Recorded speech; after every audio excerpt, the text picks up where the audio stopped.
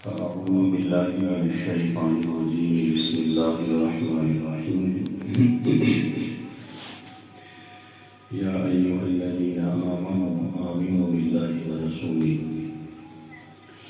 سبحان ربك رب العزة عما يصفون وسلام على المرسلين والحمد لله رب العالمين اللهم صل على سيدنا محمد وعلى آل سيدنا محمد وبارك وسلم اللهم صل على سيدنا محمد وعلى آل سيدنا محمد وبارك وسلم اللهم صل على سيدنا محمد وعلى آل سيدنا محمد وبارك وسلم اللہ رب العزت کا ارشاد ہے اے ایمان والو ایمان لاؤ اللہ اور اللہ کے رسول. ایمان کہتے ہیں کہ نبی کریم صلی اللہ علیہ وسلم اللہ تعالیٰ کی طرف سے جو کچھ لے کر آئے اس پر اعتماد کرنا، نہ صرف اعتماد کرنا بلکہ اعتماد کر کے اس کی تصدیق کر لینا، یہ ایمان ہے. کہ جو کچھ اللہ کے نبی صلی اللہ علیہ وسلم لے کر آئے اللہ تعالیٰ کی طرف سے اس کو ماننا، اس پر اعتماد کرنا اور دل سے اس کی تصدیق کرنا. چنانچہ اس کا تعلق انسان کے دل کے ساتھ ہے. اس لیے ایمان کے علماء نے فرمایا دو اجزاء ہیں، ایک زبان سے اقرار کرنا، دوسرا دل سے ماننا یعنی تصدیق کرنا، اقرار باللسان اور تصدیق بالقلب. تو تصدیق کا جو تعلق ہے وہ انسان کے دل کے ساتھ ہے، کیونکہ جو کچھ تسلیم کرنا ہوتا ہے وہ دل میں کرنا ہوتا ہے. اب ایمان کو حاصل کرنا وہ مشکل نہیں ہے، تو اتنا بڑا کام نہیں ہے کہ جس کے لیے ورزشیں کرنی پڑے، دوڑنا پڑے، کچھ غذائیں کھانی پڑیں، کچھ محنت کرنا پڑے تب جا کے بندہ مومن بنے گا. ایسا کچھ بھی نہیں ہے، بلکہ انسان جس جگہ بیٹھے ہے وہیں بیٹھے بیٹھے اپنے دل میں اس کی تصدیق کر دے یہ بندہ مومن ہے. مومن بننے کے لیے یا ایمان کامل حاصل کرنے کے لیے وہ زیادہ محنت کی ضرورت نہیں ہوتی، بس ماننا ہے. زندگی میں ایک اصول ہم بنا لیں کہ بس ہم نے ماننا ہے. کیا ماننا ہے؟ جو اللہ نے فرما دیا اس کو ماننا ہے، جو اللہ کے نبی صلی اللہ علیہ وسلم نے سمجھا دیا اس کو ماننا ہے. اگر ہمیں یہ بات سمجھ آ جائے کہ بس ہم نے ماننا ہے تو ہم مومن ہیں. صحابہ کرام رضوان اللہ علیہم اجمعین کے بارے میں سب سے بڑی خوبی یہی علماء بیان فرماتے ہیں کہ ان کی سب سے بڑی کرامت اور سب سے بڑی خوبی یہی تھی کہ جو نبی کریم صلی اللہ علیہ وسلم کی زبان فیض ترجمان سے سنتے اس کو مان لیتے تھے بس. اس لیے اس دنیا کے اندر جتنے بھی اللہ کے مقربین گزرے ہیں وہ لوگ ہیں جنہوں نے اللہ کی بات کو دل سے مانا ہے. تو دل سے مان لینا، اس کی تصدیق کر لینا، یہ اللہ تعالیٰ کا بڑا انعام ہوتا ہے اور اسی بندے کو مومن کہا جاتا ہے. اس لیے فرمایا کہ ان الاسلام یہدی ما کان قبلہ، کہ بے شک اسلام پہلے سب گناہوں کو مٹا دیتا ہے. یعنی اتنا بڑا اللہ کا انعام ہے کہ ایک بندہ اگر کفر کی حالت میں زندگی گزار رہا تھا وہ کلمہ پڑھ کے ایمان لے آتے ہیں، دل سے تصدیق کر لیتے ہیں، دل سے بھی مان لیتے ہیں، تو اللہ تعالیٰ اس کے سارے زندگی کے پچھلے کفر کے گناہوں کو معاف فرما دیتے ہیں. حتیٰ کہ کفر جیسا جرم عظیم بھی اس کو اللہ معاف فرما دیتے ہیں. چنانچہ آج کے اس دور میں چونکہ دنیا اور دنیا کی محبت کا فتنہ بہت زیادہ ہے، اس لیے ہمیں اس بات کا بار بار تذکرہ کرنا چاہیے کہ ایمان ہمارا کیسے محفوظ ہو اور یہ ایمان کیسے بڑھے. تو آج کی مجلس میں بھی انشاءاللہ ہم اسی چیز کا مذاکرہ کریں گے کہ آج کے اس دور کے اندر پرفتن دور کے اندر ہم اپنا ایمان کیسے بڑھا سکتے ہیں، کیسے بچا سکتے ہیں. تو ایمان کو بڑھانے، ایمان کو بچانے یا ایمان کو مزید تقویت پہنچانے کے لیے کچھ باتیں ہم سنیں گے اور اس کے اوپر انشاءاللہ عمل کرنے کی کوشش کریں گے، تو ہم بھی انشاءاللہ ان لوگوں میں شامل ہوں گے جو اللہ تعالیٰ کے ہاں مومن حقہ ہیں۔ تو خلاصے کے طور پر پہلے یہ بات سمجھ لیں کہ ایمان کی 4 جہتیں ہوتی ہیں، جس طریقے سے اس زمین کی 4 جہتیں ہیں، ایک مشرق ہے، ایک مغرب ہے، ایک شمال ہے، ایک جنوب ہے، اسی طرح ایمان کی بھی 4 جہتیں ہیں۔ جب انسان ان 4 جہتوں کو حاصل کر لیتے ہیں یا ان 4 جہتوں کو سمجھ لیتے ہیں تو وہ اللہ تعالیٰ کا ایسا مومن بندہ ہوتا ہے جو عام لوگوں سے بڑھ جاتے ہیں۔ دیکھیں ہر بندہ مومن ہے، جس نے بھی کلمہ پڑھ لے وہ مومن ہے۔ ہمارے شیخ فرمایا کرتے تھے کہ جس نے بھی کلمہ پڑھ لیے ہے وہ اللہ کا ولی ہے۔ ہاں، کوئی چھوٹا ولی ہے تو بڑا ولی ہے، جو جتنا مانتا جائے گا اتنا وہ بڑا ہوتا جائے گا، جو جتنا نافرمانی کی طرف جائے گا اتنا وہ چھوٹا ہوتا جائے گا، لیکن وہ اللہ کا ولی ضرور ہے کیونکہ اس کے دل میں ایمان ہے، اس کے دل میں کلمہ ہے۔ اس ایمان کی وجہ سے، اس کلمے کے اوپر ایمان رکھنے کی وجہ سے، اس عقیدہ ایمان کی وجہ سے وہ اللہ تعالیٰ کا محبوب ہے۔ ہاں، یہ الگ بات جو محنت کرتا ہے اس ایمان کو بڑھا کر زیادہ محبوب بن جاتا ہے، جو محنت نہیں کرتا وہ وہیں کبھی کھڑا رہتا ہے۔ اور فرمایا کرتے تھے کہ اللہ تعالیٰ کے ہاں کافروں کی کوئی حیثیت نہیں ہے۔ ایک مومن چاہے فاسق فاجر ہی کیوں نہ ہو، گناہ گار ہی کیوں نہ ہو، اللہ تعالیٰ کے ہاں ایمان کی وجہ سے اس کی بہت بڑی اہمیت اور بہت بڑی قیمت ہے۔ فرمایا کرتے تھے کہ جس طرح مکھی اور مچھروں کو مار دیا جائے تو کہیں پہ خبر نہیں لگتی کہ فلاں علاقے میں ہزاروں مکھیاں مر گئیں، ہزاروں مچھر مر گئے، ہزاروں مینڈکیں مر گئیں، فلاں جگہ پہ اتنا بڑا سانپ مار دیا گیا، تو اتنی بڑی کوئی خبر نہیں ہوتی، کوئی لوگ اس کو اہمیت نہیں دیتے، کیوں؟ اس لیے کہ ان چیزوں کی کچھ اوقات نہیں ہے انسان کی نظر میں۔ اسی طرح فرمایا جو کافر لوگ ہیں ان کی اللہ تعالیٰ کے کوئی اوقات نہیں ہے، وہ زندہ ہیں وہ مر جائیں، اللہ کو کوئی پرواہ نہیں ہے کفر کی وجہ سے۔ لیکن اگر کسی جگہ پہ ایک آدمی مر جائے تو اس کی خبر میڈیا پہ جو ہے نا مشہور ہو جاتی ہے، اخباروں میں چھاپی جاتی ہے، اس کا تذکرہ ہوتا ہے، وہ اس کو جا کر کیا جاتا ہے کہ اس کی اہمیت ہے کہ انسان مرے ہیں۔ اسی طریقے سے اللہ تعالیٰ کے یہاں مومن کی بڑی قدر و قیمت ہوتی ہے، وہ جیسا کیسا بھی ہو ایمان کی وجہ سے ویلیو اس کی ضرور ہوتی ہے۔ ہاں، یہ الگ بات ہوتی ہے کہ جو بندہ جتنا مانتا جائے گا، ماننے کا مطلب جتنا اللہ تعالیٰ کے احکامات پہ چلتا جائے گا وہ اتنا بڑا مومن بنتا جائے گا۔ اب جو ماننا ہے وہ اس چیز کا نام ہے، جیسے میں نے ابھی عرض کیا کہ ہم زندگی میں اصول اپنانے کے بعد ہم نے ماننا ہے، نماز کا حکم ہے پڑھنی ہے، یہ ماننا ہے، روزے کا حکم ہے رمضان شریف کا ماننا ہے، یعنی اس کو رکھنا ہے، یہ ماننا ہے، مال مل گیا زکوٰۃ واجب ہو گئی ادا کرنی ہے، یہ ادا کر لینا ماننا ہے، حج ادا کر لینا ماننا ہے، نگاہوں کو غیر محرم سے جھکا لینا یہ ماننا ہے، زبان کو جھوٹ سے بچا لینا یہ ماننا ہے، کانوں کو غیبت سے موسیقی سے بچا لینا یہ ماننا ہے، ہر کام سنت کے مطابق کرنا یہ ماننا ہے، ہر گناہ سے بچنا یہ ماننا ہے، کبھی جھوٹ نہیں بولنا، غیبت نہیں کرنی، حرام کاری نہیں کرنی، حرام نہیں کھانا، کسی کو تکلیف نہیں دینی، یہ ماننا ہے۔ تو جو جتنا مانتا جائے گا وہ اتنا اللہ کے قریب ہوتا جائے گا۔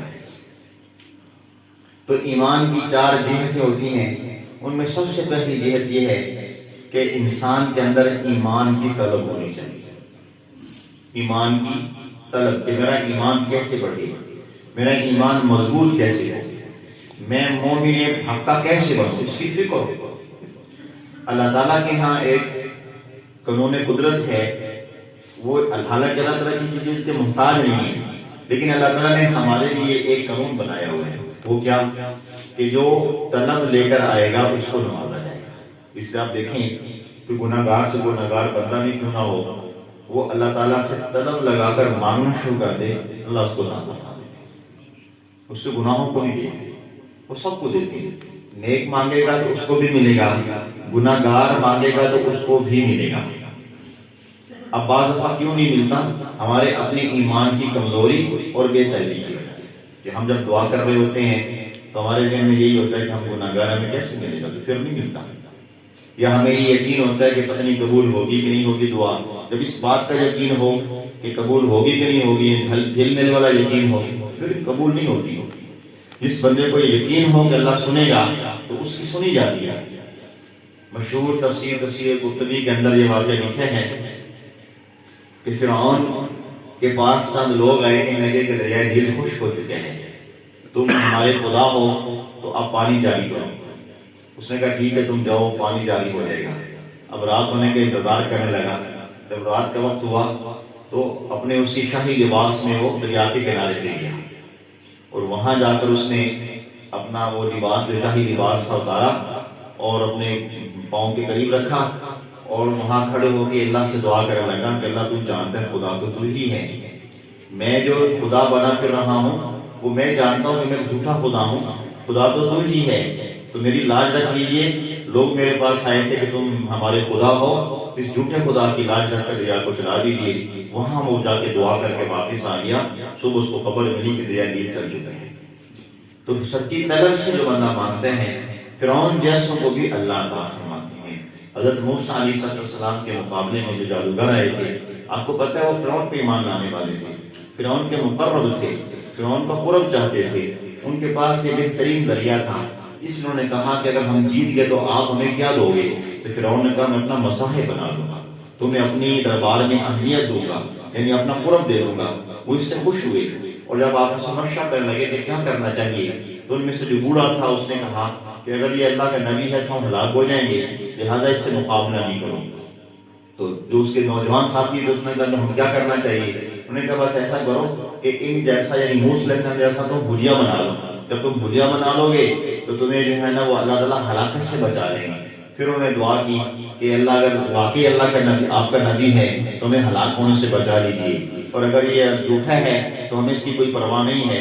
اب آپ دیکھیں حالت کفر میں مانگ رہے ہیں اور حالت کفر ہی میں مشابہت اختیار کر رہے ہیں، سچی طلب سے اللہ سے مانگتے اللہ ان کو بھی عطا فرما رہے ہیں، اور کیا عطا فرمائے؟ ایمان عطا فرما رہے ہیں۔ تو سچی طلب، ایمان کی طلب رکھنا کہ میرا ایمان بڑھ جائے، میرا ایمان محفوظ ہو جائے اور مجھے ایمان کامل نصیب ہو جائے، یہ بہت ضروری ہے۔ یہ ایمان کی پہلی جہت ہے جو آج کے دور میں اس پہ محنت کرنے کی بڑی ضرورت ہے۔ جیسے آج میں بھی جہاں اس کالونی میں داخل ہوا، میرے ساتھ میرے بھائی ہیں، ویسے عمومی طور پر بڑے بھائی آتے ہیں، چھوٹے بھائی آئے، تو وہ میرے ساتھ بڑا عرصہ پہلے یہاں پہ آئے۔ اس وقت اس کالونی میں جو 7 والی کالونی ہے 4 گھر تھے، تو آج وہ کہنے لگے مجھے کہ یہ تو بڑی آباد ہو گئی ہے۔ تو میرے دل میں خیال آیا کہ دیکھیں لوگوں نے اتنی محنت کی ہے کہ اپنا پیسہ استعمال کیا، کمایا، حاصل کیا اور اپنے گھروں کو آباد کیا، اپنے گھروں کو بنا لیا۔ اگر کاش ہم اپنے ایمان پہ محنت کرتے تو آج ہمارے اخلاق اچھے ہوتے، ہمارے اعمال اچھے ہوتے اور ہمارے ایمان کی کیفیات اچھی ہوتی۔ تو آج اس بات کی ضرورت ہے کہ جس طرح اس مادی دنیا پہ محنت ہو رہی ہے، اس ایمان کو حاصل کرنے، اس کو کمال تک پہنچانے، مزید تقویت دینے کے لیے ہمیں اس کے اوپر محنت کرنی پڑی۔ اور محنت میں سے ایک شرط یہ ہے کہ ہم اس کی اللہ سے طلب لے کر اللہ سے مانگیں کہ اللہ ہمارے ایمان کو مضبوط فرما، ہمارا ایمان محفوظ فرما، اے اللہ آخری وقت بھی ہمارا ایمان محفوظ فرما۔ ہمارے حضرت رحمۃ اللہ علیہ، حضرت حسین احمد مدنی رحمۃ اللہ علیہ دیوبندی، ان کے بارے میں فرمایا کرتے تھے کہ حضرت آپ جب تہجد کے وقت اٹھتے دعائیں مانگتے تھے، اور سب سے بڑی دعا آپ کی لمبی دعا یہ ہوتی تھی، اور کثرت سے روتے رہتے تھے۔ فرماتے تھے کہ جب ہاتھ میں تسبیح پکڑتے استغفار پڑھتے روتے جاتے تھے، اور آخری وقت میں سب سے بڑی اہمیت والی دعا یہ ہوتی تھی کہ اے اللہ ایمان محفوظ فرما لینا، اے اللہ ایمان محفوظ فرما لینا۔ تو طلب کے ساتھ اللہ تعالیٰ سے مانگنا کہ اللہ مجھے ایمان کامل عطا فرما دیجئے، کیونکہ جب انسان کو اس دنیا میں کسی نعمت کی طلب ہوتی ہے اللہ سے مانگتا اللہ اس کو عطا فرما دیتی ہے۔ اب دیکھیں دنیا میں کتنی ہم زندگی میں اللہ تعالیٰ سے مانگتے ہیں کہ اللہ میں گھر دے دیجئے، اللہ میں گاڑی دے دیجئے، اللہ میں اچھی بیوی دے دیجئے، ہمیں اولاد دے دیجئے، اللہ ہمیں زمین دے دیجئے، اللہ ہمارا کاروبار اچھا کر دیجئے، کسی کا محتاج نہ فرمائیں۔ تو جب ہم یہ دعائیں طلب لے کر مانگتے ہوتے ہیں اللہ ہمیں عطا فرماتے ہیں۔ اسی طرح طلب سے اللہ سے مانگے اللہ ہمارے ایمان کو محفوظ فرما دیجیے۔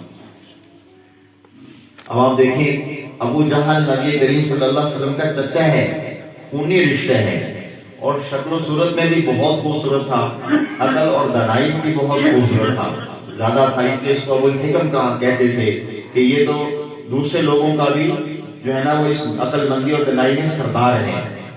علماء نے اس کے بارے میں لکھا ہے کہ 10 آدمی جہاں بیٹھے ہوتے تھے کسی معاملے میں الجھ جاتے تھے، یہ وہاں چلا جاتا تھا تو یہ 10 بندوں کی عقل کے برابر ایک اس میں عقل تھی جو ان کا فیصلہ کر جاتا تھا، کتنا عقل مند تھا۔ لیکن طلب نہیں تھی، اللہ نے ایمان سے محفوظ رکھا۔ خونی رشتہ ہے، خوبصورت حسن و جمال اللہ نے دیا ہے، مال اللہ نے دیا ہے، منصب اور عہدہ دیا ہے کہ قریش کے سرداروں میں شمار ہوتا ہے، لیکن ایمان نہیں تھا تو اللہ تعالیٰ نے اس کو واصل جہنم فرما دیا۔ ادھر آپ دیکھ لیجیے حضرت بلال رضی اللہ تعالیٰ عنہ شکل کے انوکھے ہیں، رنگ کے بھی کالے ہیں، ہونٹ بھی موٹے ہیں، لیکن نبی کریم صلی اللہ علیہ وسلم کی خدمت میں طلب لے کر آئے اور اس طلب میں مار بھی کھائی انہوں نے۔ غربت کے باوجود کتابوں میں لکھا ہے کہ نبی مکرم صلی اللہ علیہ وسلم آخر میں سب سے بڑا ساتھ اور سب سے اول جو ساتھ نصیب ہوگا اس شخص کو وہ حضرت بلال رضی اللہ تعالیٰ ہے۔ ادھر خونی رشتہ ہے، ادھر کوئی خونی رشتہ نہیں ہے، ادھر حسن و جمال ہے، ادھر کوئی حسن و جمال نہیں ہے۔ ابو لہب امیر آدمی ہے، عہدہ منصب پاس ہے، لیکن نبی کریم صلی اللہ علیہ وسلم کا ساتھ خونی رشتہ بھی ہے اور ساتھ بھی ہے، لیکن ایمان کی طلب نہیں تھی، ایمان نہیں لائے۔ اور حضرت ابو ہریرہ رضی اللہ عنہ غربت کی حالت خود فرماتے ہیں۔ حضرت شیخ الحدیث مولانا زکریا رحمۃ اللہ نے بار بار یہ واقعہ اس کا ذکر فرمایا ہے، فضائل اعمال کا نام پڑھ کے دیکھیں۔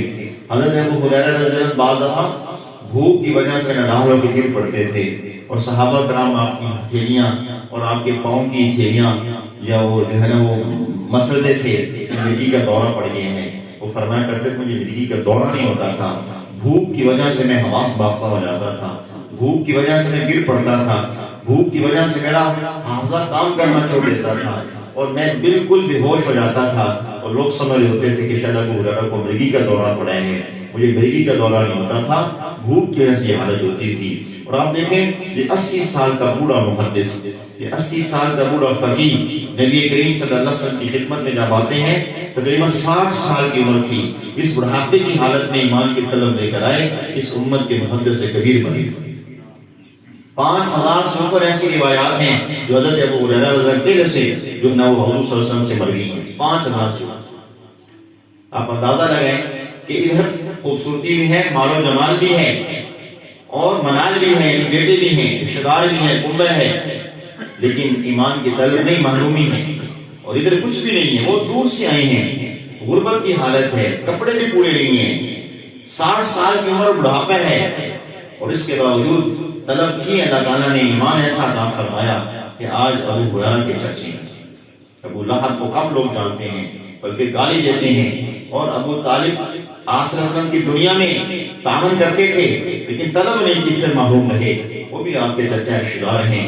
لیکن آپ صحابہ کو دیکھیں، بہت سے صحابہ ایسا آپ کو نظر آئیں گے طلب لے کر آئے۔ سلمان فارسی رضی اللہ تعالیٰ، فارسی جو ہے نا اس وقت مجوسی لوگ تھے جو آگ کی پرستش کرنے والے، آگ کی پوجا کرنے والے، والد نے یہ ذمہ داری لگائی ہوئی تھی کہ آگ کو بجھنے نہیں دینا، تنگ آ گئے اس ذمہ داری سے، اور سوچا کرتے تھے، تو حدیث شریف میں آتا ہے کہ ہر انسان فطرت اسلام سے پیدا ہوتے ہیں، سوچتے تھے کیسا میرا بے وقوف والد ہے، اس آگ کو خدا مانتا ہے، یہ آگ بجھ جاتی ہے پھر بھی اس کو خدا مانتا ہے، یہ کیسا خدا ہے کہ ہمیں پھونکنے سے دہکانے سے اس کو جو ہے نا زندہ کرنا پڑتا ہے، یہ ہمیں کیا زندگی دے سکتے۔ سوچتے بچے تھے چھوٹے، ایک مرتبہ تنگ ہو کر، کیونکہ جب آگ تھوڑی ہو جاتی یا بجھ جاتی تو ان کے والد کو مارتے، ڈانٹتے، سختی کرتی، ان کی یہی ڈیوٹی تھی، 24 گھنٹے آگ بس آپ نے بجھنے نہیں دی۔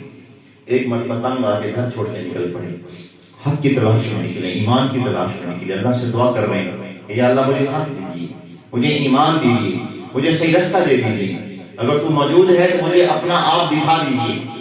دعائیں قبول ہوئی۔ کیا ہوا کہ رستے میں جا رہے ہیں، چھوٹے بچے ہیں، تو جو ہے نا کسی نے ان کو اغوا کر لیا، جیسے بعض بچوں کو اغوا کر لے جاتے ہیں، اغوا کر لیا۔ اغوا کرنے کے بعد اس وقت چونکہ لوگوں کو بیچا جاتا تھا، غلام بازی کا دور تھا، تو انہوں نے کسی جگہ پہ جا کر ان کو بیچ دیا، اغوا کر دیا۔ بکتے بکاتے یہ ایک ایسی جگہ پہ پہنچے جہاں ایک بہت بڑا راہب تھا۔ اب اس وقت چونکہ نبی کریم صلی اللہ علیہ وسلم کی بعثت نئی تھی تو اس وقت کے جو راہب لوگ تھے وہ آپ صلی اللہ علیہ وسلم کے انتظار میں تھے کہ حضور صلی اللہ علیہ وسلم نبوت کا دعویٰ کرے، نبی آخر زمان ہے، ہم ان پر ایمان لائیں۔ یہ چلتے چلتے جو ہے وہ اس راہب کے پاس پہنچے جس کے بارے میں شہرت تھی کہ یہ بندہ خدا ہے، تو وہاں جا کر اس کو درخواست کی کہ میں کچھ حاصل کرنا چاہتا ہوں، جو کچھ آپ کے پاس سے مجھے عنایت فرمائیں۔ انہوں نے کہا آپ کو میری خدمت کرنا پڑے گی، میرے پاس رہنا پڑے گا۔ آج کل کے دور میں یوں کہہ لیں کہ اس وقت کی وہ خانقاہ تھی، اس مخانے ہوتے تھے جہاں وہ عبادت کرتے تھے، میرے پاس رہنا ہوگا۔ کچھ عرصہ کی خدمت کی اس راہب کی، اس نے کچھ عبادات، کچھ اعمال ان کو بتائے، یہ سیکھتے رہے۔ ان کا انتقال ہونے لگا تو انہوں نے کہا کہ فلاں جگہ پہ ایک اور راہب ہے، اگر تم نے خدا کو حاصل کرنا تو ان کے پاس چلے جانا۔ میں ایک لمبا واقعہ ہے جو حدیثوں میں ثابت ہے، اس کو میں اختصار سے پیش کروں۔ تو اس کے بعد وہ دوسرے راہب کے پاس گئے، وہاں کچھ عرصہ ٹھہرے، ان کا انتقال ہونے لگا تو ان سے بھی درخواست کی کہ مجھے کیا کرنا ہے، تو انہوں نے پھر بتایا کہ نبی آخر زمان کی بعثت کا یہ وقت ہے، ہم نے جو نشانیاں اپنی آسمانی کتابوں میں پڑھی ہیں وہ پوری ہو چکی ہیں، تمہاری زندگی میں اگر وہ آ جائیں اور وہ اعلان کریں نبوت کا، ان کی یہ نشانی ہوگی، ان کے اوپر ایمان لے آنا تم کامیاب ہو جاؤ۔ اور اگر میں زندہ رہا تو میں بھی ان پہ ایمان لاؤں گا، اگر میں زندہ نہ رہا تو میں اس ایمان سے محروم رہا، لیکن میرا دل مانتا ہے کہ اگر وہ میری زندگی میں آئے تو میں ان پہ لازمی ایمان لاؤں گا۔ خیر اس کا انتقال ہوا، یہ وہاں سے نکلے اور یہ مدینہ طیبہ ایک یہودی کے ہاں آ کے غلامی کرنے لگے، چونکہ غلام تھے اور اغوا ہو چکے تھے، تو ایسے غلام در غلام چلتے ہیں، ایک جگہ سے بکتے دوسری جگہ پہ، وہاں سے بکتے تیسری جگہ پہ، تو چلتے چلتے یہ چونکہ مدینہ منورہ میں یہود آباد تھے، جب حضور صلی اللہ علیہ وسلم ہجرت کر کے مکہ مکرمہ سے مدینہ طیبہ گئے تو وہاں یہودی پہلے سے آباد تھے۔ اب اس کا یہ مطلب نہیں ہے وہ شہری یہودیوں کا تھا، ان کے کچھ چند قبائل وہاں آباد تھے، مگر اکثریت وہاں پہ مسلمانوں کی تھی، اس لیے حضور صلی اللہ علیہ وسلم جب مدینہ طیبہ تشریف لے گئے تو سب سے زیادہ جو امداد کی گئی وہ انصار مدینہ کی طرف سے کی گئی، اور وہیں سے اسلام جو ہے نا وہ دنیا میں پھیلا اور مرکز اسلام بنا مدینہ طیبہ، اور اب بھی ہے۔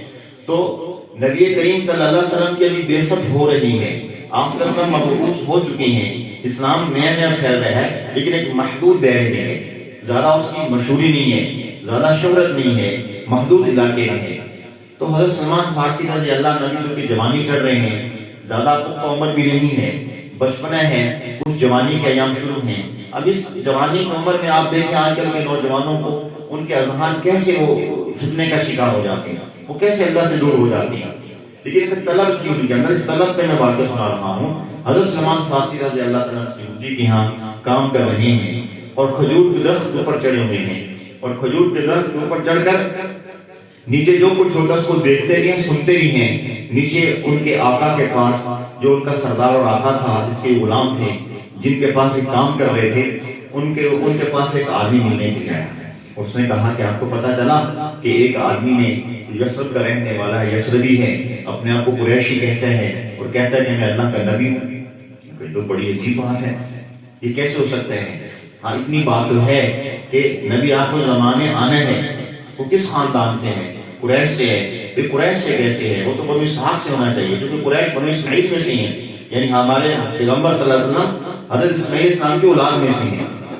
تو ان کی خواہش تھی کہ نبوت چونکہ بنو اسحاق میں آ رہی تھی، حضرت یعقوب علیہ السلام کے اولاد میں آ رہی تھی، تو ان کی یہ تمنا بھی تھی اور ان کا یہ گمان غالب بھی تھا کہ آخری نبی بھی ہماری نسل سے آئے گا۔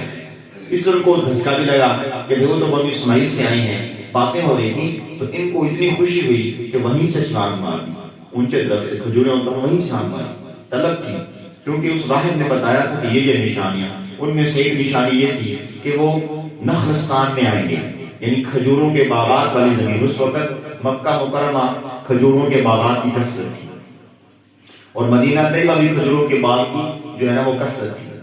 بہرحال پہلی بات یہ کہ وہ نخلستان میں آئیں گے۔ اب چونکہ حضور صلی اللہ علیہ وسلم کی ہجرت ہو چکی تھی مکہ مکرمہ سے، مدینہ طیبہ آپ تشریف لا چکے تھے، آپ قباء میں قیام فرما چکے تھے، اور قباء مقام پہ آج بھی کھجور کے باغات موجود ہیں۔ آپ جائیں حج عمرے پہ وہاں قباء کی زیارت کریں، مسجد قباء کی، اس کے دائرے میں آج بھی کھجوروں کے باغات ہیں۔ وہ مقام ابھی تک محفوظ ہے جہاں آپ صلی اللہ علیہ وسلم نے آ کے قیام فرمایا۔ ہر بندے کو پتہ نہیں ہوتا، جو جاننے والے پہچاننے والے ہوتے ہیں ان کو پتہ ہوتا ہے، اس مقام کو پہچانتے ہیں۔ تو بہرحال حضرت سلمان فارسی رضی اللہ عنہ کو دوسری نشانی صاحب نے بتائی تھی کہ ان کے کندھوں کے درمیان مہر نبوت ہوگی جس کے اوپر لکھا ہوگا محمد الرسول اللہ. اور تیسری نشانی یہ ہوگی کہ وہ صدقہ قبول نہیں کریں گے، ہدیہ قبول کریں گے. تو یہ تین نشانیاں موٹی موٹی انہوں نے ذہن میں رکھی تھی. جو اسلام ماری کہنا کہ بتائیے ان کی نشانیاں کیا ہیں. تو یہودی نے زور سے تمانچہ مارا آپ کے چہرے پر کہ تو کون ہوتا ہے پوچھنے والا، چل اپنا کام کر. تمانچہ کھا لیا، خاموش ہو اپنے کام میں لگ گئے. لیکن کام ادھر رہے کہ باتیں کیا ہو رہی ہیں. دل میں ارادہ کر لیا کہ میں خود اس کی جستجو کروں گا. جب چھٹی ہوئی باغ سے نکلے اور پوچھتے پاچھتے نبی کریم صلی اللہ علیہ وسلم کی خدمت میں پہنچے. جو اس وقت چونکہ جو لوگ غلامی کرتے تھے تو جس کام میں لگا دیتے تھے تو اس کا معاوضہ وہی چیز ہوتی تھی، کھانا، کھجور، کیونکہ کھجوروں کی وہاں زیادہ وہ پیداوار کی اور تو فصلیں تھی نہیں، تو اس قسم کی چیز مزدوری میں ملتی تھی. تو مزدوری میں ان کو کھجوریں ملی. اب وہ کھجوریں لے کر نبی کریم صلی اللہ علیہ وسلم کی خدمت میں حاضر ہوئے اور جا کے درخواست کی کہ یہ آپ کے لیے صدقہ ہیں. آپ نے فرمایا صدقہ ہمارے لیے جائز نہیں ہے. آپ نے صدقہ صحابہ جو قریب بیٹھے تھے ان کو تقسیم کر دیا اور فرمایا صدقہ ہم نہیں کھا سکتے. پہلی نشانی پوری ہوگی. دوسری مرتبہ پھر چھپ چھپا کے اپنے مالک سے چھپ چھپا کے تشریف لائے اور پھر کھجوریں دی اور عرض کیا کہ اللہ کے نبی صلی اللہ علیہ وسلم یہ آپ کے لیے ہدیے ہیں. آپ نے وہ قبول فرمائی، آپ نے خود بھی استعمال فرمائی، صحابہ میں وہ تقسیم فرمائی. حضور صلی اللہ علیہ وسلم کی بڑی خوبصورت عادت شریفہ تھی کہ آپ کے پاس کوئی تحفہ آتا تھا اور آپ اصحاب میں تشریف فرما ہوتے تھے تو آپ سب سے پہلے بچوں کو دیتے اگر بچے ہوتے، بچے نہ ہوتے تو بوڑھوں کو دیتے اگر بوڑھے ہوتے، وگرنہ آپ صلی اللہ علیہ وسلم سارے صحابہ کو تھوڑا تھوڑا تقسیم فرما دیتے تھے. یہ آپ کی چاہے ایک پیالہ دودھ ہی کرنے ہو، ایک پیالہ دودھ کا آ گیا تو وہ بھی آپ نے سب کو تھوڑا تھوڑا کر کے پلانے. تو یہ خوبصورت آپ صلی اللہ علیہ وسلم کی عادت شریفہ تھی. آپ صلی اللہ علیہ وسلم نے حسب عادت وہ کھجوریں تقسیم فرما دی. اب دوسری نشانی بھی پوری ہو گئی. اب شش و پنج میں تھے کہ میں تیسری نشانی کیسے دیکھوں. تو حضور صلی اللہ علیہ وسلم کو ذریعہ وحی معلوم ہو گیا تو آپ نے فرمایا سلمان آگے آ جاؤ. آپ نے اپنا کرتا مبارک پیچھے ہٹایا اور فرمایا تیسری نشانی کے دیکھ لو. آپ رضی اللہ نے جب تیسری نشانی دیکھی چمڑ گئے اور پڑھنے لگے لا الہ الا اللہ محمد رسول اللہ. اس کے بعد درخواست کی کہ اللہ کے نبی صلی اللہ علیہ وسلم آپ کا غلام تو میں مر گیا لیکن میرا آقا بھی یہودی ہے، وہ سخت تعصب رکھتا ہے آپ صلی اللہ علیہ وسلم سے، اسلام سے متنفر ہے، تو میں اس سے جان چھڑانا چاہتا ہوں. کیسے جان چھڑائی جا سکتی ہے؟ حضور صلی اللہ علیہ وسلم نے فرمایا سے پوچھو آزادی کی شرائط کیا ہے. اس نے کئی من سونا اور کھجوروں کا ایک باغ شرط میں رکھا کہ اتنے من مجھے سونا چاہیے اور اتنے جو ہے نا وہ سینکڑوں کے حساب سے کھجوروں کا باغ آپ لگاؤ. جب وہ پھل آور ہو جائے گا تو اس وقت میں آپ کو آزاد کر دوں گا. اس کو یقین تھا کہ اتنا سونا یہ مسلمان، چونکہ اس وقت مسلمانوں کی معاشی حالت بہت کمزور تھی تو اس کے ذہن میں تھا اتنا سونا اکٹھا نہیں کر سکے گا. اور دوسرا اس کے ذہن میں یہ تھا کہ یہ کھجور کے باغات، کیونکہ کھجور ایک لمبی عمر کا درخت ہوتا ہے. ہمارے پنجابی مشہور ہے کہ پوتا لگائے دادا لگائے پوتا کھائے. عمومی طور پر 10 سے 15 سال کے بعد یہ پھل آور ہوتا ہے. عمومی طور پر کھجور کا جو درخت ہے 5 سال کہتے ہیں اس کے بارے میں، اس کو لگانے کے بعد یہ درخت بنتا ہے یعنی اس قابل ہوتا ہے. پھر 5 سال تک یہ مزید پھل آور ہونے کے لیے تیار ہوتا ہے تو اگلے 5 سالوں میں یہ پھل اچھا دیتا ہے. تو گویا 15 سال لگتے ہیں اس کو تیار ہونے میں. تو اس کے ذہن میں تھا کہ پورا باغ ہے، پورے باغ کو تیار کرنا کتنا مشکل ہے، تو میرے پاس غلام بن کے رہے گا. لڑکے ہیں، نوجوان ہے. اس وقت نوجوانوں کی صحت مند غلاموں کی قدر زیادہ ہوتی ہے، کھونا نہیں چاہتے، اس کو مل جاتا تھا. تو آپ صلی اللہ علیہ وسلم کو بتایا کہ یہ اس کی ڈیمانڈ ہے.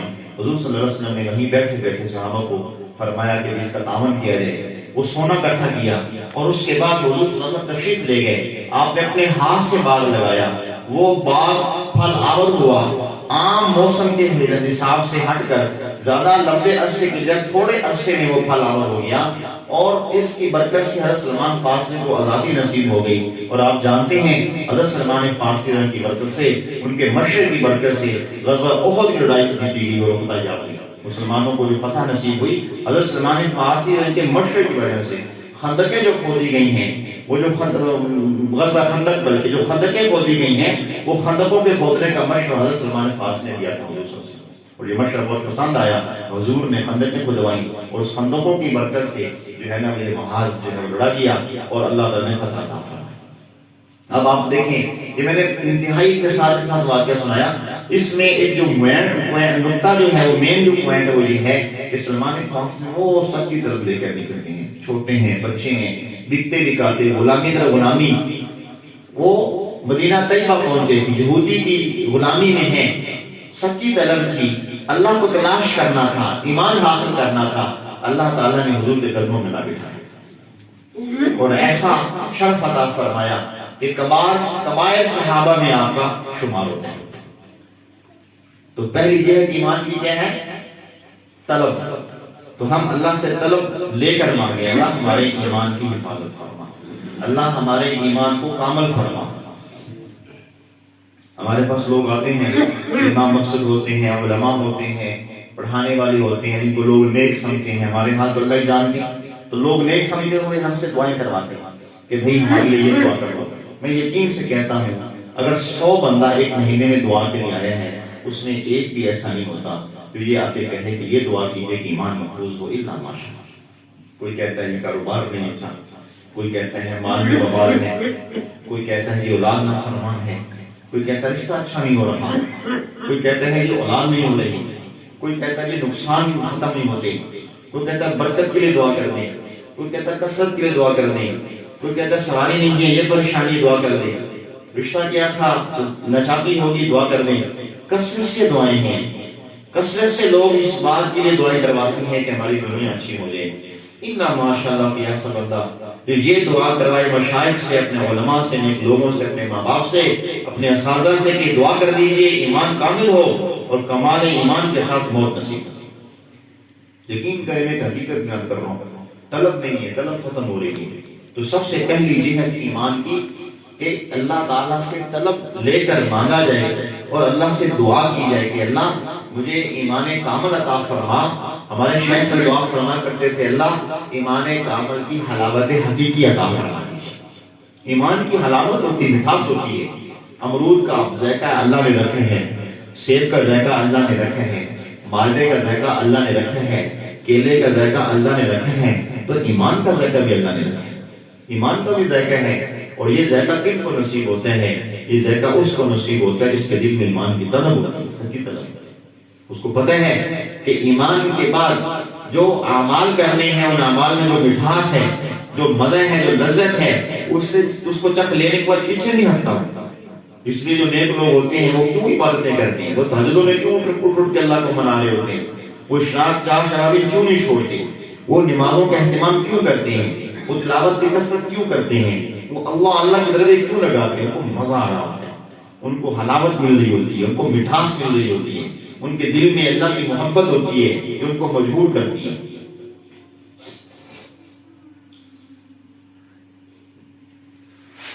تو یہ پہلی جہت ہے کہ انسان طلب لے کر اللہ سے دعا مانگے۔ دوسری جہت ہے کہ ایمان چمکتا ہے مجاہدے سے۔ اب ایمان لانے کے بعد یا مومن بننے کے بعد بندے کو کچھ مجاہدے کرنے پڑتے ہیں۔ یہاں دو باتیں ذہن میں رکھیے، ہو سکتا ہے کہ لوگوں کے کچھ اشکال بھی دور ہو جائے، توجہ سے بات سنیے آپ۔ پہلا یہ کہ مومن بننے کے لیے خالی ہاتھ نہیں بیٹھنا ہوتا، بلکہ مومن بننے کے لیے مجاہدے کا۔ اور آج کل کے مجاہدے کی ہیں، مجاہدے کا مطلب یہ نہیں ہوتا کہ الٹا لٹکنا ہے، ریاضتیں بہت زیادہ کرنی ہیں، بھوکا رہنا ہے، روزے رکھنے ہیں، نہیں، یہ نہیں ہے۔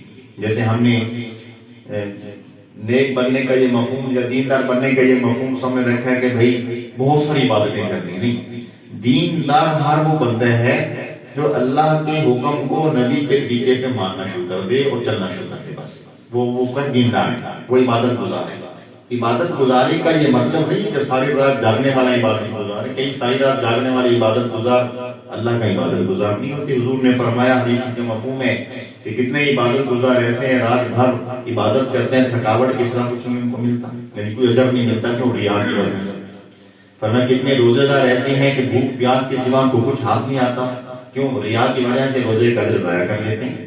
تو ہر روزہ رکھنے والا عبادت گزار نہیں ہے، ہر رات کو نماز پڑھنے والا، نفلی عبادتیں کرنے والا، ذکر و اذکار کرنے والا، دین کے کام بھاگ بھاگ کرنے والا عبادت گزار نہیں ہے۔ حضور نے فرمایا، بخاری شریف میں روایت آتی ہے جس کا مفہوم ہے، فرمایا کہ بعض دفعہ رجل فاسق سے، گناہگار کسی بندے سے اللہ دین کا کام لے لیتے ہیں، ہوتا وہ فاسق ہے، گناہگار ہے، لیکن اللہ دین کا کام لے لیتے ہیں۔ اور فرمایا کہ ایسا ہوتا ہے کہ بعض دفعہ اس کی وجہ سے بہت سے لوگ جنت جا رہے ہوں گے، وہ خود جہنم جا رہا ہوگا۔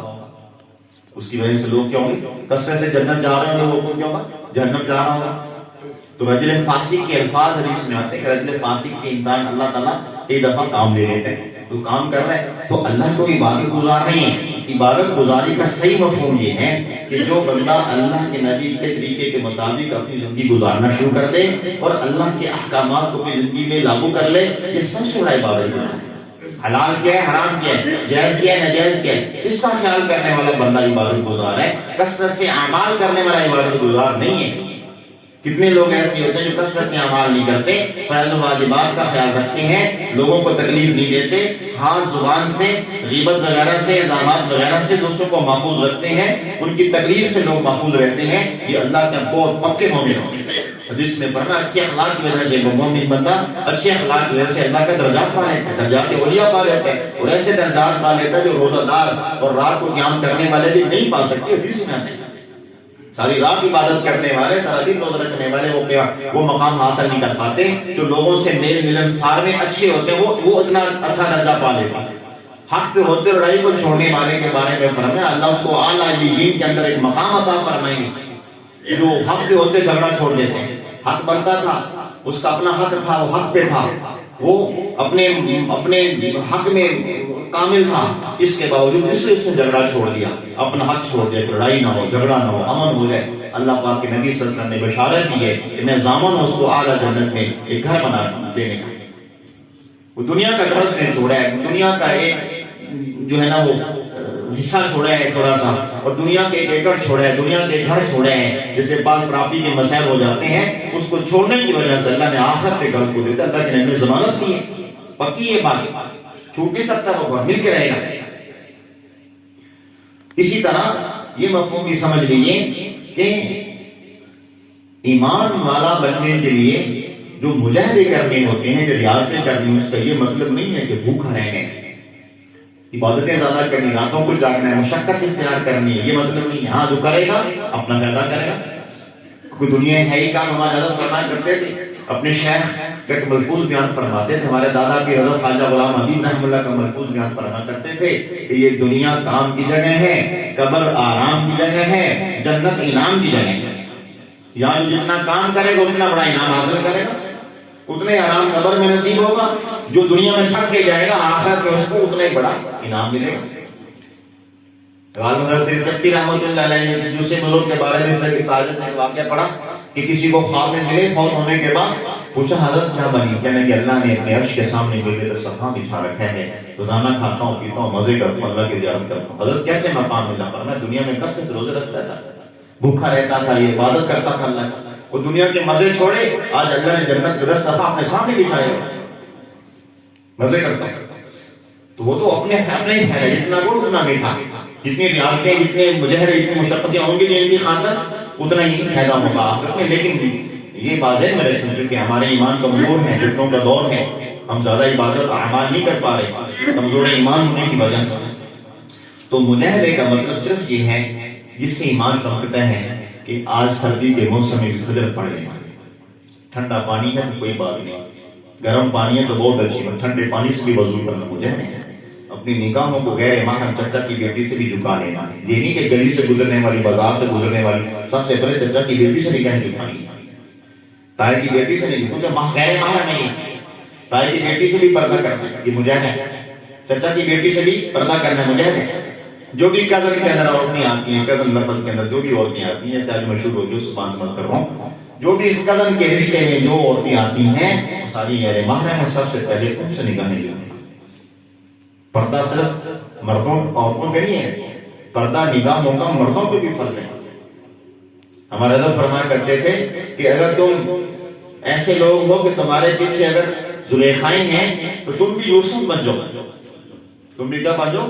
یوسف بن جاؤ۔ اور اگلی بات فرمایا کرتے تھے کہ یوسف علیہ السلام نے نگاہیں جھکائیں، اپنے ایمان کی حفاظت کی، اپنی حیا کو ناچاک نہیں ہونے دیا، تو اللہ نے جو ہے نا وہ غلامی سے نکال کر بادشاہی عطا فرما دی اور فرمایا یہ اللہ نے سبق دے دیا۔ سورہ یوسف ہمارے نے تفسیر لکھی ہے، اس کو پڑھ کے دیکھیں۔ سورہ یوسف کے 101 فوائد کے نام سے کتاب میں فرمایا کہ یوسف علیہ السلام نے نفسانی خواہشات کو چھوڑا، اللہ نے امام عالم بنا دیا۔ زلیخا نے نفسانی خواہشات کے پیچھے دوڑ کر اس کو حاصل کرنے کی کوشش کی، اللہ نے غلام عالم بنا دیا۔ آج تم میں سے کوئی بندہ بھی قیامت تک اللہ نے یوسف میں پیغام دیے ہیں کہ خواہشات کو چھوڑے گا ہم اس کو امام عالم بنا دیں گے، یوسف جیسی عزتیں عطا فرما دیں گے، اور اگر زلیخا کی طرح تو خواہشات کے پیچھے دوڑو گے تو غلام عالم بنا دیں گے۔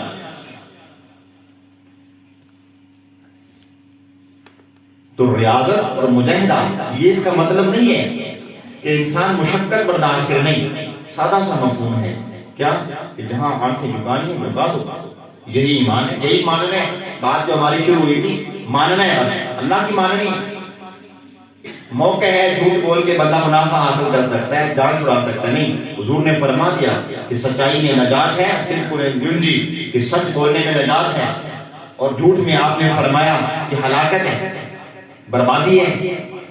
تو جھوٹ نہیں بولنا، جو مرضی نقصان ہوتا ہے وہ جھوٹ نہیں بولنا، سچ بولنا، یہ ماننا ہے، یہی مجاہدہ ہمارے لیے۔ زکوٰۃ اگر واجب ہو گئی ہے تو اپنے مال سے صرف 100 میں 2.5 روپے نکالنے ہیں، یہ ماننا یہی مجاہدہ ہے۔ جن کو تکلیف ہو رہی ہے قربانی کا منہ سے مانگی، ہم قربانی کر سکتے ہیں، واجب ہے ہمارے اوپر، ہم صاحب نصاب ہے، آج کل کے لحاظ سے تقریباً ہمارے پاس 5.25 لاکھ روپے موجود ہے، یہ ریٹ گھٹتا بڑھتا رہتا ہے۔ تو اگر 5.25 لاکھ روپے ہمارے پاس سال بھر موجود رہتے ہیں، یا ضرورت سے زیادہ سامان ہمارے پاس اتنا ہے، یا نقدی اتنی ہے، یا مال تجارت اتنا ہے، یا سونا چاندی تھوڑا سا نقدی ہے، ان صورتوں کے اندر ہمارے اوپر سال گزرنے کے بعد زکوٰۃ واجب ہو گئی۔ 100 روپے میں 2.5 روپے نکالنا تکلیف سے بھلے ہو رہا ہے، نکال لو، مان لو، یہی ایمان ہے، یہی ماننا ہے، یہی مجاہدہ ہمارے لیے۔ حضور نے فرمایا ہمارے اسلام میں رحمانیت نہیں ہے، لا رحمانیت فی اسلام، اسلام میں رحمانیت نہیں ہے۔ رحمانیت مطلب نہیں کہ جنگلوں میں نکل جاؤ، صحراؤں میں چلی جاؤ، دریاؤں میں جا کے ڈیرے ڈال لو، مجاہدے کرو، شادی بیاہ نہ کرو، کاروبار چھوڑ دو، بس اللہ نہ کرتے رہو۔ فرمائے ہمارے اسلام میں نہیں ہے، یہ عیسائیوں میں ہمارے یہاں نہیں ہے۔ ہمارے یہاں شادی بیاہ کرو گے اللہ کا درجہ اور پالو، ایک تم شادی کرو گے تو ایک ہی درجہ، 2 شادیاں کرو گے 2 درجے، 3 کرو گے 4 کی اجازت ہے، اور جتنی ان 4 ازواج کے ساتھ زندگی گزارنے والا عام لوگوں سے افضل ہے۔ عام لوگوں سے کیا، لیکن ہم نے کیا سمجھا کہ دوسری شادی ہے گناہ، تیسری شادی ہے کفر، چوتھی شادی ہے بدعت۔ اللہ کے نبی نے 10 سے 11 بدعت میں 10 سے 11 نکاح فرمائے، اور اس تاریخ انبیاء میں کوئی نبی ایسا نہیں گزرا جس نے متعدد شادیاں نہ کی۔ اس امت میں کوئی ولی ایسا نہیں گزرا جس نے متعدد شادیوں۔ نکاح کرنا قرب کا ذریعہ ہے، بچوں کی کثرت یا بچوں کی تربیت کرنا، اولاد پیدا کرنا نکاح کے ذریعے، یہ اللہ کے ہاں محبوب ترین مشغلہ ہے۔ ہمارے احناف کے، ہمارے حنفیوں کے، کیونکہ ہم امام اعظم ابو حنیفہ پر ہم تو مقلد ہیں، ہم مقلد ہیں، غیر مقلد نہیں ہیں، ہم مقلد ہیں الحمدللہ۔ حضرت امام اعظم ابو حنیفہ رحمہ اللہ کے ہاں جو بندہ بیوی کے ساتھ مشغول ہوتا ہے، یعنی نکاح کی شکل میں بیوی کے ساتھ مشغول ہوتا ہے، اور ایک وہ بندہ جو ساری رات نفلیں پڑھ رہا ہے، نفلیں پڑھنے والوں سے بیوی کا دل خوش کرنے والا افضل ہے اللہ کے۔ تو دین کے جو احکامات ہیں، ان کی جو روح ہے، اس پہ چلنا، اس کو ماننا، دل سے تصدیق کرنا، یہ ایمان ہے۔ اور ایمان کو چمکانے کے لیے مجاہدے کرنے، اور مجاہدے کیا، وہی اعمال جو دل کو تکلیف دے رہے ہیں، دل نہیں مانتا، دل کہہ رہے کہ نہیں، لیکن پھر بھی اس کو کرنا ہے۔ زکوٰۃ کے لیے دل نہیں مانتا، دینی ہے۔ حج واجب فرض ہو گیا، مال ظاہر بات ہے 15 لاکھ لگانا پڑے، 15 لاکھ کمانا بھی آسان ہے، لیکن نہیں کرنا، اللہ کا حکم ہے۔ یہ کیا ہے، ایمان چمکتا ہے۔ اس طرح تصور کرتے ہیں جتنے بھی اعمال ہیں ان کے مجاہدوں سے ایمان چمکتا ہے۔ اس لیے اللہ تعالیٰ نے جہاں ایمان کا تذکرہ فرمایا وہاں عمل صالح کا بھی تذکرہ فرمایا، چونکہ ایمان فقط ایمان لانا کافی نہیں ہے، بلکہ اس کی تصدیق کرنا یعنی اعمال بھی بجا لینا یہ ضروری ہے۔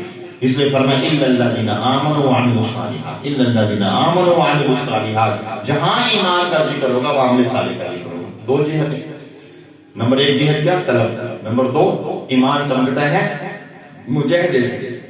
اور مجاہدے کا مفہوم میں نے آپ کو کیا کہ اللہ تعالیٰ کے وہ احکامات ماننا جس سے خام طور پہ نفس کو تکلیف پہنچتی ہے۔ اب شادی بیاہ کا موقع ہے، فوتگی کا موقع ہے، فوتگی کے موقع کھانے پکانے کو دل کر رہے ہیں، حضور نے منع فرمایا ہے جس کے یہاں فوتگی ہو وہ اس کے یہاں کھانا نہ کھائے، اس کے یہاں کھانا، میں حدیث سنا رہا ہوں آپ کو، کھانا نہ کھائے۔ اور علماء نے وجہ لکھی ہے کہ اس کی کیسی وجوہات ہیں۔ ایک تو یہ ہے کہ وہ اہل غم ہیں، ان کا تم تعامل کرو، جس میں فرمان کو تم کھانا کھلاؤ، جن کے ہاں فوتگی ہو، کفن میں، دفن میں، غم میں بیچارے ہیں، ان کو تم دلاسا دو، کھانا پا کر ان کو کھلاؤ، بجائے اس کے کہ تم ان کو۔ اور دوسری وجہ علماء نے لکھی کہ چونکہ اب وراثت کا انتقال ہو گیا، آگے وراثت منتقل ہو گئی ہے، انتقال کے بعد خود وراثت آگے جو اس کے الاقرب والاقرب کے تحت جو ہے وہ رشتہ دار اس کے کیا وارث ہو جاتے ہیں۔ مثلا اگر بیٹیاں اور بیٹے ہیں تو وارث ہیں، بیٹے بیٹیاں نہیں ہیں تو کون وارث پہلے بنے گا؟ تو ایک ترتیب کے مطابق اسلام نے ایک نصاب بنایا ہوا ہے، اس کے مطابق وہ وارث بنتے جائیں گے جب تک وراثت تقسیم نہ ہو جائے، کھانا ان کا نہ، کیونکہ دوسرے بندے کا حق اس میں شامل ہے۔ ہمارے حضرت واقعہ سنایا کرتے تھے کہ عورت کو خبر ملی کہ خاوند کا والد فوت ہو گیا، آٹا گھون لی تھی، اس نے چھوڑ دیا۔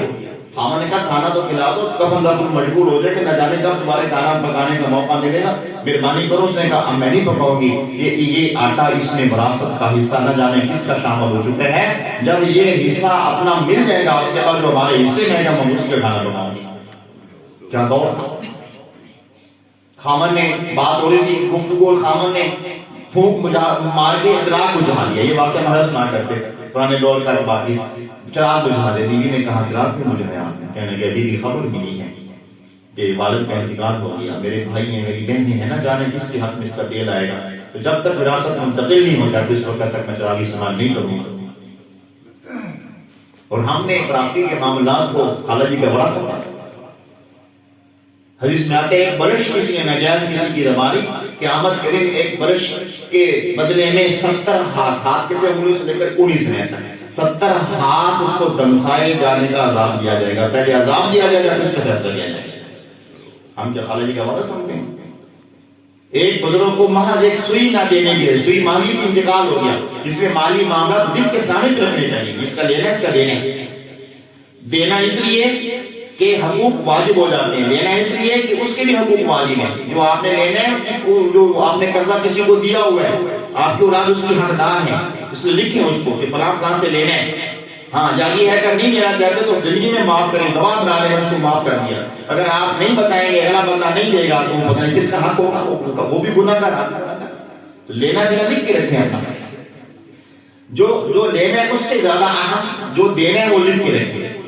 تو ایک سوئی نہ دینے، انتقال ہو گیا، سوئی نہ دینے ایک بندے کو روک دیا۔ ہمارا یہ ایمان ہے کہ مقام رفع، ایک جنت ایک جہنم، ایک مقام رفع۔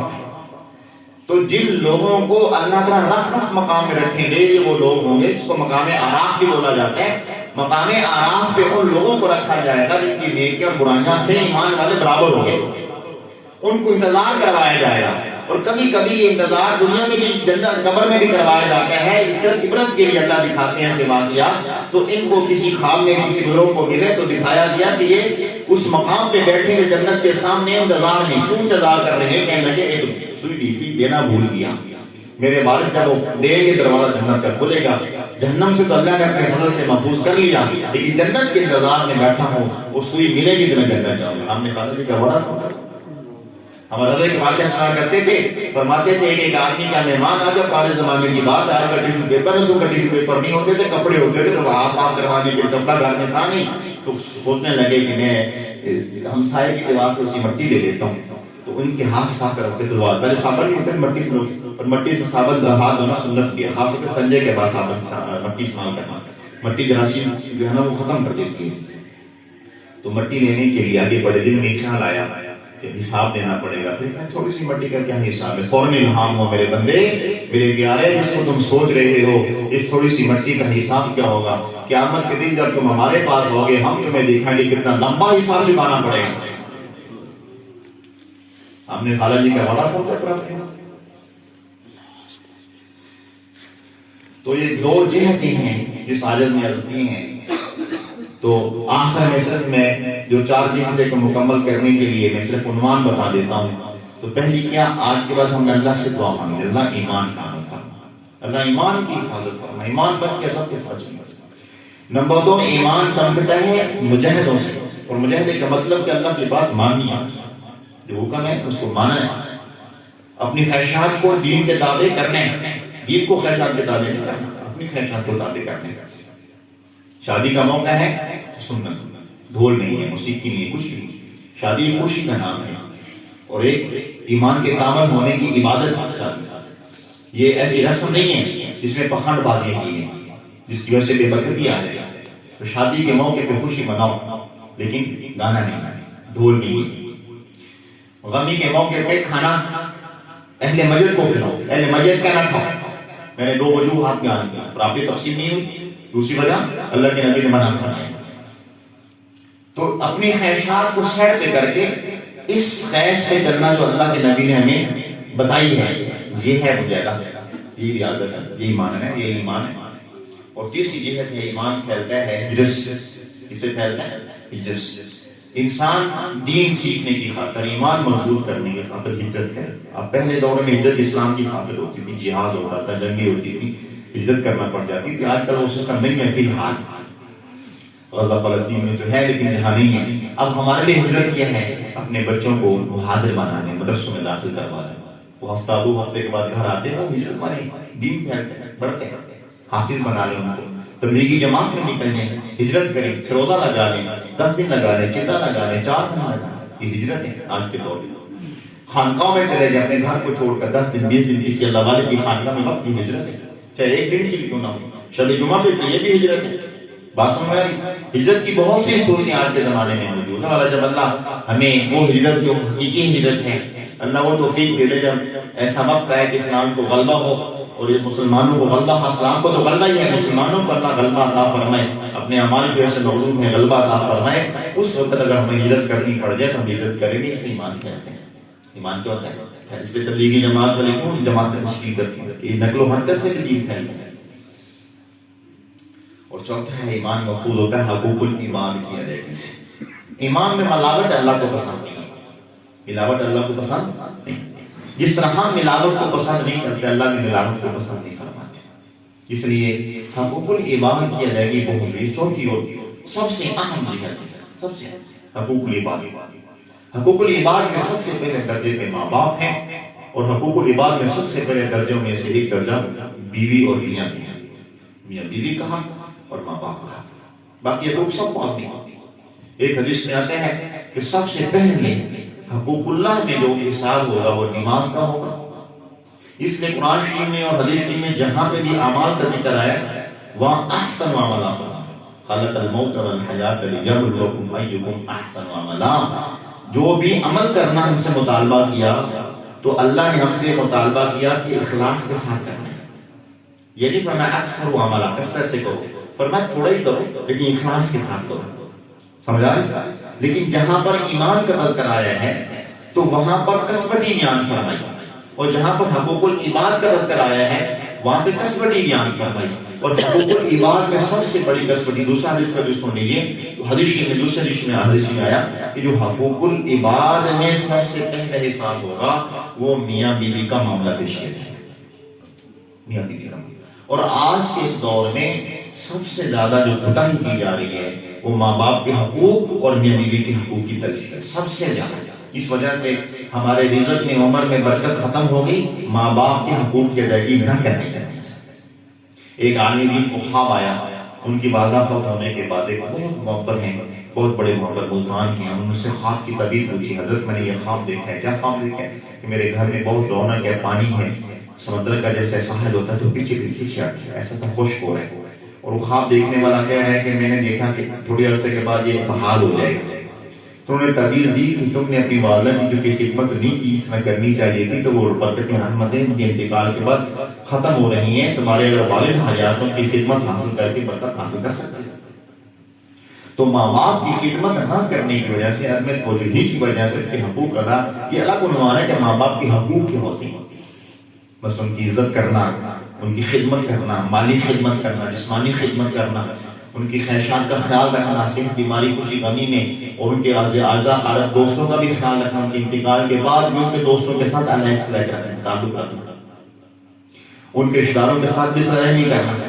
یہ نہیں کہ اپنی اولاد ہو جانے پر ان کو بھولنا، ان کو وقت دینا. آج کے دور میں اپنے ماں باپ کو وقت دینا سب سے بڑا ہے. ماں باپ کے ساتھ صرف وقت بتانا، بیٹھ جانا. ان کو فضول سمجھا ہم نے، فضول ہے ماں باپ ہمارے، وہ اکیلے تنہائیوں میں تڑپ رہے ہوتے ہیں. جس طرح ہم اپنے بچوں کے ساتھ وقت بتانے میں خوش ہوتے ہیں وہ ہم ان کے بچے ہیں، تو وہ اس بات کی خواہش رکھتے ہیں، کہہ نہیں سکتے، اس لیے فرمایا سب سے بڑا بدبخت علماء فرماتے ہیں سب سے بڑا بدبخت وہ ہے جس کا والد اس کو اس کے روب کی وجہ سے یہ نہ کہہ سکتے بیٹا یہ کرنا ہے، میں نے یہ کھانا ہے، میں نے یہ پہننا ہے، کہ میں آپ کے پاس آپ میرے پاس بیٹھ جاؤ، وقت نہیں ہو، آپ کو کچھ کہہ نہ سکے، سب سے بڑا بدنصیب ہوا جس کا روب کی وجہ سے اس کا والد اتنا گھبرا جائے، اتنا ڈر جائے، اس کو کچھ کہہ نہ سکے، کچھ اپنی خیر اور حاجت بھی بیان نہ کر سکے، اس کے ڈر اور صبر کی وجہ سے بدبختی کی انتہا ہے۔ تو حقوق العباد کی پامالی یہ ایمان کو اس طرح کھا جاتی ہے جس طرح لکڑی آپ کو کھا کے پسند کرتی ہے۔ تو ماں باپ کا، اس کے بعد میاں بیوی کا جو تعلق ہے انتہائی نازک تعلق ہے، اس تعلق کو اللہ نے بہت اہمیت دی ہے۔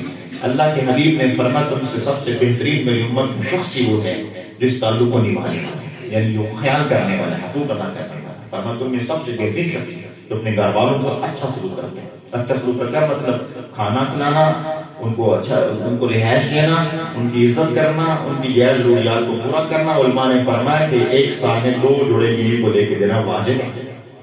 ایک سردی اور گرمی کا 2 جوڑے لے کے دینا کیا ہے؟ واجب۔ اس کے اوپر تم لوگ کوئی احسان کرو، اس احسان کی برکت سے اللہ تمہارے رزق میں برکت دے دیں گے۔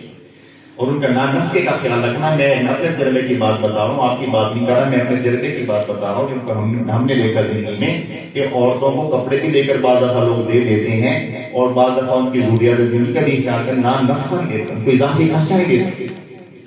بے شک نان نفقے میں رہائش اور 2 وقت کا کھانا اور 2 جوڑے لباس، یہ 3 چیزیں اس کے نفقے میں شامل ہیں، لیکن اس کو خرچہ دینا، اس کو خرچہ دینا کہ وہ اپنی ضروریات جو آپ کو نہیں بتا سکتی، ہو سکتا ہے کسی بہن کا تعاون کرنا چاہ رہی ہو، کسی ہمسائی کا تعاون کرنا چاہ رہی ہو، اپنی کوئی ایسی حاجت جو آپ سے وہ نہیں کہہ سکتی بیچاری وہ، ورنہ اس کے پاس کچھ نہ کچھ نقدی ہو تو وہ آپ کی محتاج نہ ہو۔ صبح نکلتے وقت 1000 2000 اگر گنجائش ہے وہ دے دو، 5000 دے دو، گنجائش نہیں ہے تو 100 روپے پکڑا دو، کچھ نہ کچھ کما دو، ترغیب دے دو، کچھ صدقہ کر دینا، کوئی آ جائے تو اس کو دے دو، کوئی مہمان میرے پیچھے آ گئے اس کا اکرام کر لینا، وہ بیچاری محتاج ہوتی ہے ہماری۔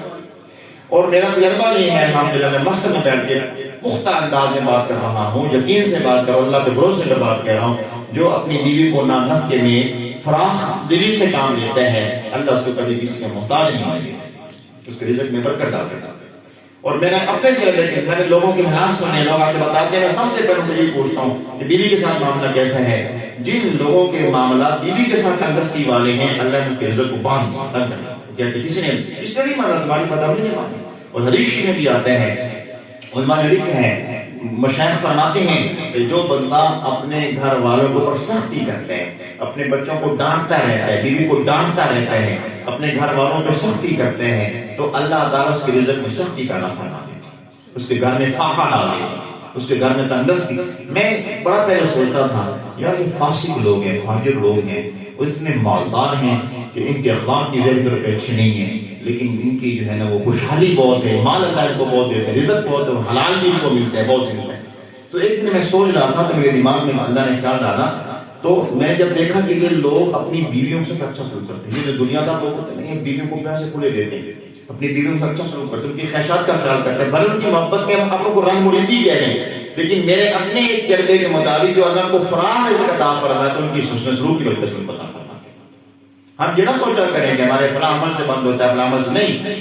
آپ یہ خیال رکھیں کہ حقوق العباد میں سب سے پہلے حق جو اللہ نے آپ کے اوپر ذمہ لگایا اس کو آپ ادا کرتے ہیں، اللہ اپنے رزق کے دروازے آپ پہ کھول دیتے ہیں انشاءاللہ۔ یہ 4 جہتیں ہیں، اللہ میں عمل کی توفیق عطا فرمائے۔ مجھے 2 بجے تک کہا گیا تھا اس لیے میں نے 2 بجے تک بیان کیا ہے، 2 منٹ باقی ہیں۔ وآخر دعوانا الحمدللہ۔